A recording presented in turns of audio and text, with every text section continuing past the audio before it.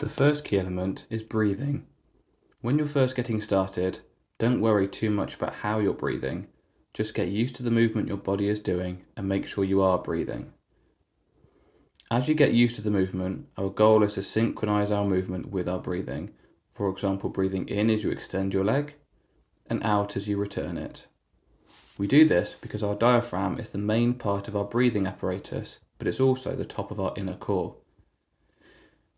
There will be some times when I'm a bit more specific with the breathing, and this will usually be when we are exerting ourselves a little more. Exhaling as we do the exertional movement helps engage our core and give us a little more power. The most important of our key elements is called centering. This is all about how we control our core and our lower back whilst we're doing almost any Pilates exercise. To find our center, we must first find our neutral pelvis. Flatten the small of your back into the mat. This is a full posterior tilt of the pelvis. Then arch your back as far as you can.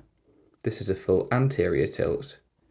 Your neutral position will feel halfway between these 2 points.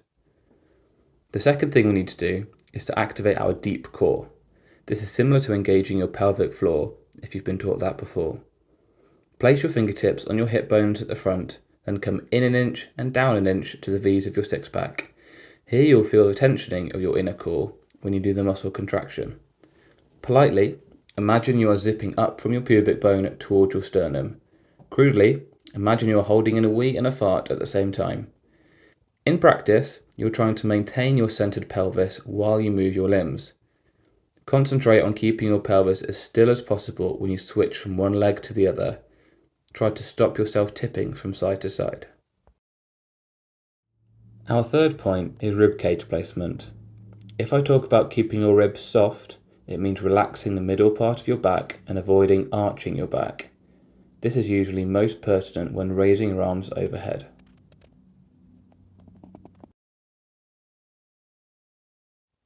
Number 4 is scapular positioning.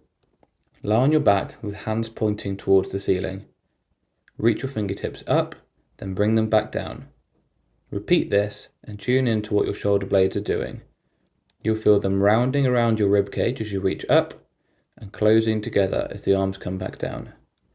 Being conscious of our shoulder position is important whether we're lying on our backs or lying on our fronts. When on your back, try to keep the shoulders relaxed.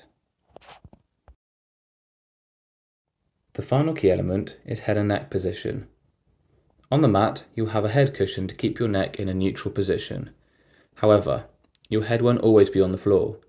When we're lifting our head, we want to make sure that we're using our deep neck stabilizing muscles to hold the head to avoid excess strain. Tuck your chin slightly before lifting the head.